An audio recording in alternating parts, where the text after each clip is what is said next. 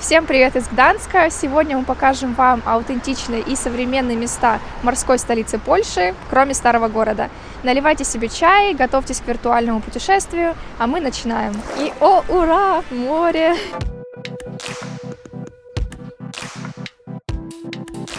Да, место немного жутковатое, но она, к сожалению, погибла. В таком месте хочется учиться. Первая наша локация – это современное пространство форум Гданьск. Мы не смогли пройти мимо этого места, потому что здесь необычный дизайн как снаружи, так и внутри.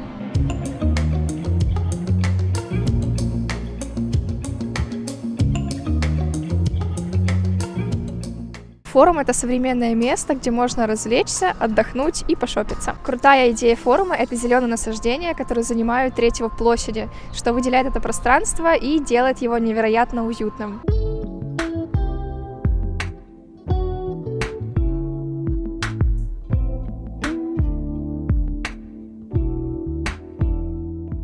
Вот эта вся зелень в форуме – это своего рода уникальная экосистема в центре Гданьска. И изюминкой этой экосистемы является канал Радуни, который протекает через все торговое пространство. Также у этого пространства есть терраса, где летом наверняка очень уютно, потому что есть зелень, и можно посмотреть на старый город. И вообще, если посмотреть, то вот есть такие вот здания. Может показаться, что это разные здания, но по сути это все одно пространство. Ну или торговый центр, хотя они так это место не называют.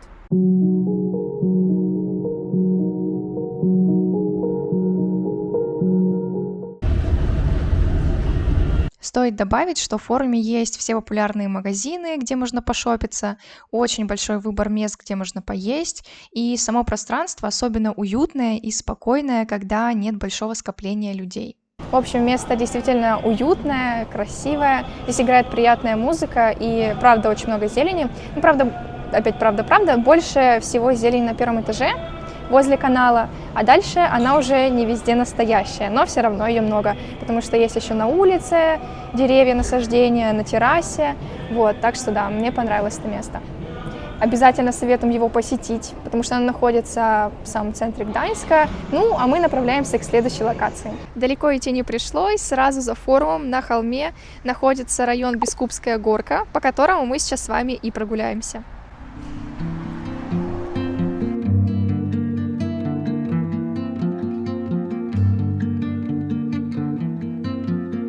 Это один из старейших районов Гданьска с прекрасным видом на город. Каждый дом здесь хранит свою историю, поэтому это место пропитано особой атмосферой.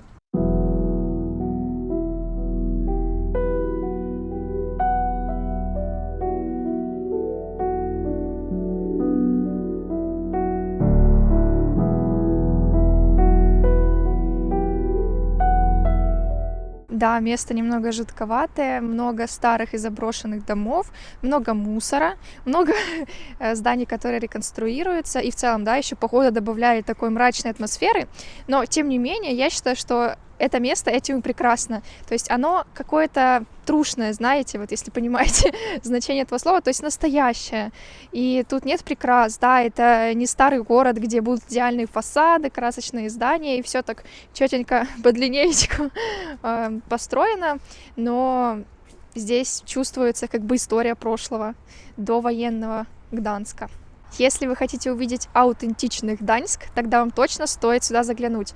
Это место хоть и находится вблизи старого города, но отрезано от него главной магистралью, поэтому на протяжении многих лет этот район был запущен.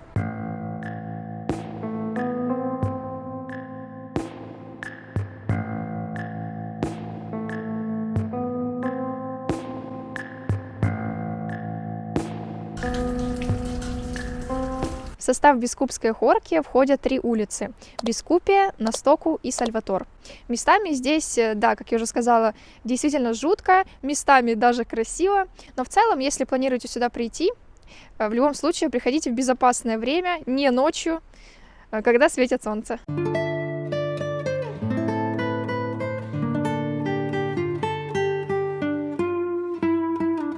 К следующему месту мы будем добираться на транспорте, который здесь отлично развит. Да, здесь нет метро, как в Варшаве, но есть 4 вида транспорта. автобусы, троллейбусы, трамваи и поезда СКМ между городами Гданьск, Сопот и Гдыня. И, кстати, о последних двух мы снимем отдельный ролик, поэтому подписывайтесь на канал, чтобы его не пропустить. Как ни странно, цены здесь выше, чем в столице. Билет с пересадками на 75 минут стоит 5 злотых, а без пересадок безлимитный 4-6 злотых. Также здесь есть билеты на 24 часа и больше. На них цены стартуют от 20 злотых. На транспорте здесь передвигаться комфортно, потому что на остановках есть табло с расписанием, и оно совпадает с Google картами, что очень важно. Ну, кстати, на этой остановке нету этого табло, но на остальных везде видели. Пока едем к следующей локации, телепортируемся в еще одно интересное место Гданьска. Польская Балтийская филармония имени Фредерика Шопена – это очень важное место города, а то и всей страны. Кстати, про Шопена. Не так давно прочитала его биографию и просто случайно наткнулась на одну книгу, забыв, что Шопен напрямую связан с Польшей, где мы и находимся. Этот талантливый композитор был патриотом своей страны и в то же время очень меланхоличным человеком с непростым характером. Но вернемся к филармонии. Ее история началась сразу после Второй мировой войны и успешно развивалась. Уже в 1949 году оркестр насчитывал 81 человека и считался одним из лучших в Польше. Сейчас в филармонии проходят различные концерты и мероприятия. Мы же пришли сюда прямо перед Новым годом, чтобы послушать зимние песни Фрэнка Синатры в живом исполнении.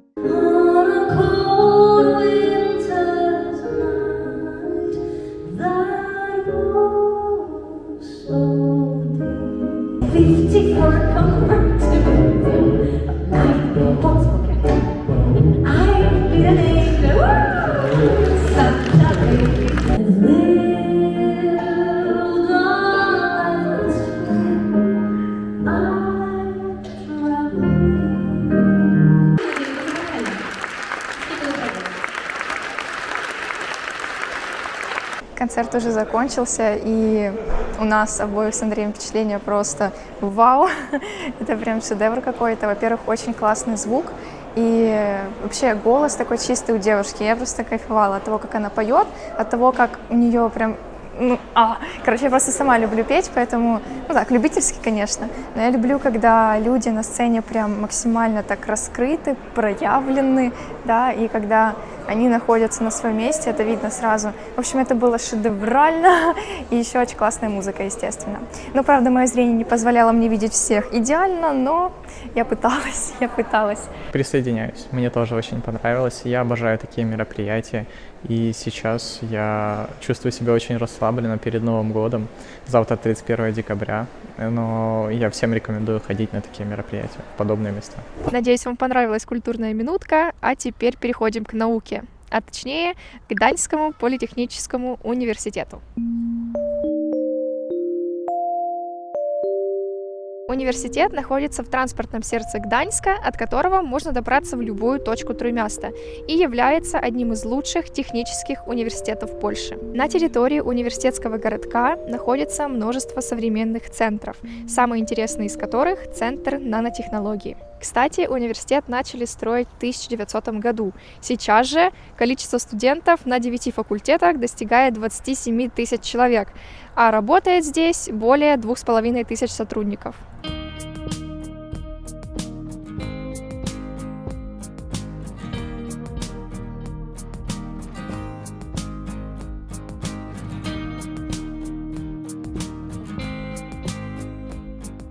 Очень классно, что это открытая территория, здесь нет 10 заборов, можно гулять, смотреть на то, как здесь все устроено.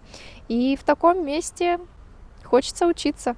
Когда мы читали про это место, нам больше всего понравилось, запомнилось такое направление, как Smart University. По буквам SMART расшифровывается как стратегия, максимум инноваций, открыт для всех, развитие личности и творческий подход. И последнее, посмотрите на прекрасную архитектуру этого городка. Лично мне он напоминает Хогвартс.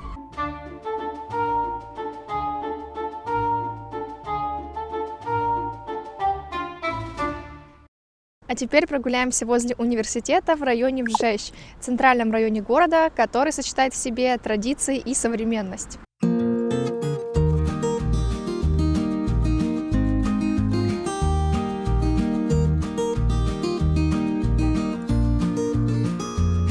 Первое упоминание о Вжеще относится к XIII веку, так что он определенно является районом с длинной историей. Немножко википедийных фактов. Вжещ был включен в состав Гданьска лишь в 1814 году, и тогда, в XIX веке, здесь любили отдыхать в своих поместьях состоятельные горожане. А также именно в этом районе в 1837 году был основан один из первых городских парков. Ну что, как вам этот район? Как по мне, здесь очень атмосферно. И если сравнивать с Бескупской горкой, районом, который мы до этого смотрели, то это вообще земля и небо. И здесь, в общем-то, атмосферно и очень классно, на самом деле, гулять по таким нетуристическим местам, чтобы просто ощутить обычную городскую жизнь.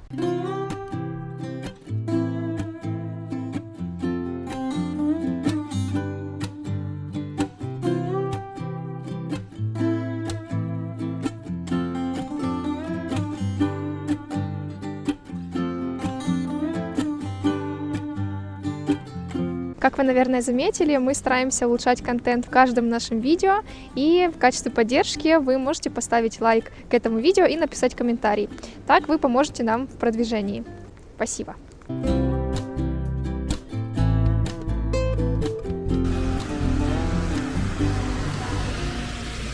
По пути в нашу следующую локацию попали в такой тоже милый район, называется Олива. Вообще, как мы поняли, в Гданске очень много интересных, красивых районов, где можно погулять, поизучать их. И, кстати, еще проезжали высотки. Так что да, оказывается, в Гданске тоже есть высотки, просто их немного, и они находятся далеко от центра.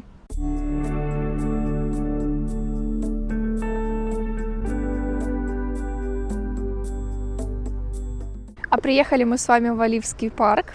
Парк открыт ежедневно, и вход сюда бесплатный. Кажется, парк да парк, что здесь интересного? А сейчас прогуляемся и узнаем.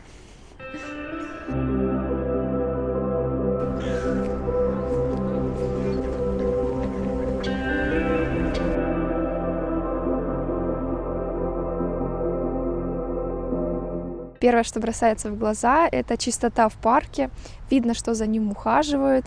И здесь еще много водоемов. И мы, кстати, сейчас здесь находимся зимой. Боюсь представить, как здесь красиво летом. Хотя сейчас здесь уже очень зелено и уютно.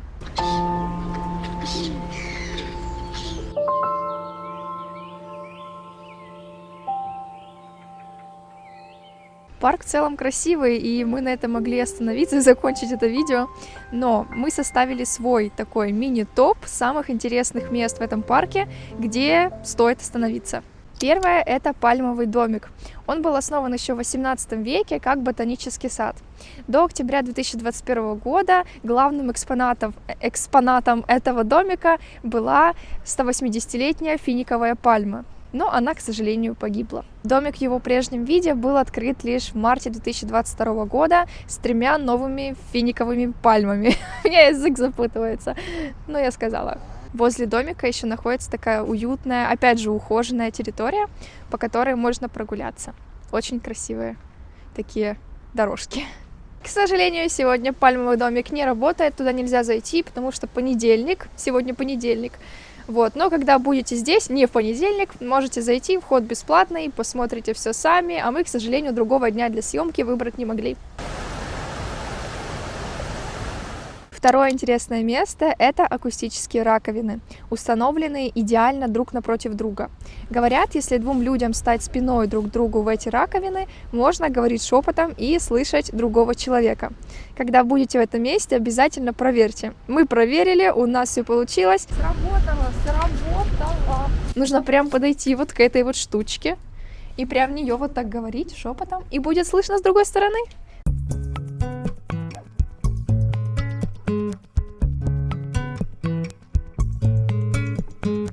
И третье место из нашего топа – это дворец аббатов. Он состоит из 2 частей, построенных в 15 и 17 веках. Сейчас это один из филиалов Национального музея в Гданьске.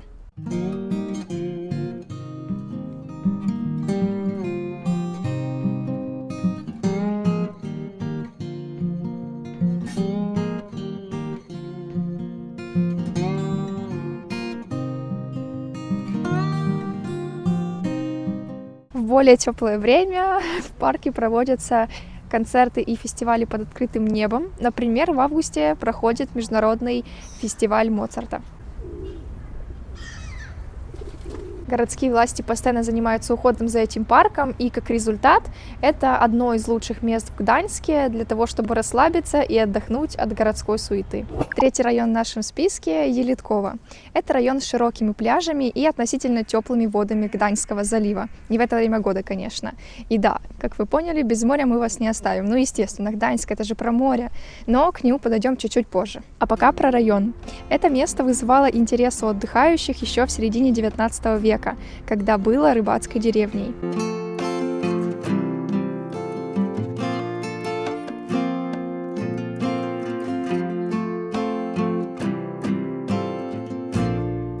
Сейчас же пляж Елитково — это одно из лучших мест для летнего отдыха в Гданьске с развитой инфраструктурой. Мы, кстати, уже успели погреться в одном заведении и попить кофе.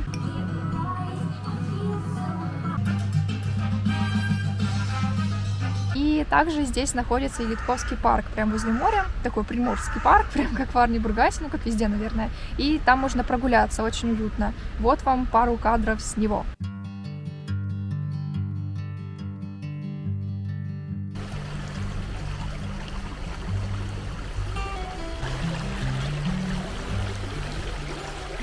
И, о, ура, море! Мы его впервые видим в Гданьске. Это, конечно, очень красиво, чайки, светло, просторно, очень широкие пляжи вообще, обалдеть.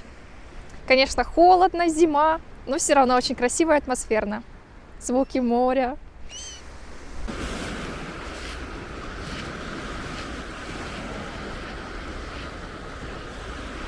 Пока вы наслаждаетесь морем, а мы направляемся к следующему месту, расскажу пару интересных фактов про Гданьск. Гданьск — это крупный портовый город на Балтийском море. Больше всего здесь развиты судостроение и судоремонт. Население Гданьска на 2022 год составляет 457 тысяч человек.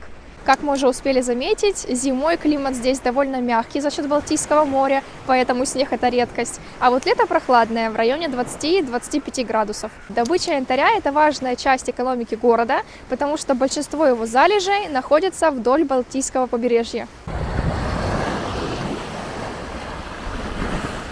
Пока мы шли километра 2 к новой локации, я заметила, что, убедилась в том, что Балтийское море действительно работает как обогрев зимой. Я думала, что здесь будет холодно, будут ветра и все такое, но здесь так мягко. Когда была в центре города, я там задубела, А когда мы здесь прошлись, я просто все растаяла, утеплилась, идешь по песку, как будто по ковру. Мне даже ноги согрелись. В общем, кайфово. А еще здесь очень красиво и классно то, что здесь с другой стороны от пляжа находится такая вот зелень, деревья, и создается впечатление, что это дикий пляж. Но он не совсем дикий, конечно, тут есть инфраструктура, есть туалет, есть мусорники, кстати, очень много выходов к пляжу, и просто не видно то, что за деревьями находится. Это, наоборот, классно, я считаю. Вот, так что я влюбилась в эти пляжи, и нам даже с Андреем захотелось летом сюда вернуться.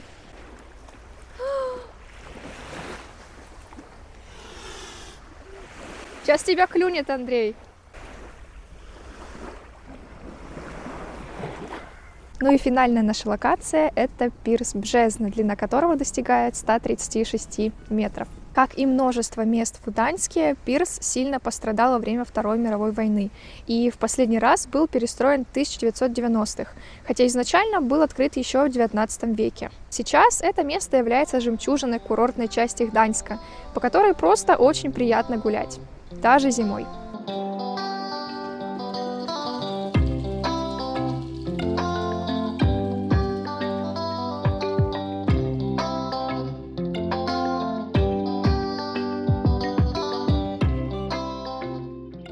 В общем, если подытожить, то Гданьск — это очень красивый, яркий, разнообразный город, в том числе курортный, куда классно приезжать как зимой, так и летом. И, как вы поняли по локациям в нашем видео, которые мы объехали, обошли, здесь каждый может найти что-то свое. Спасибо, что были с нами и досмотрели это видео до конца.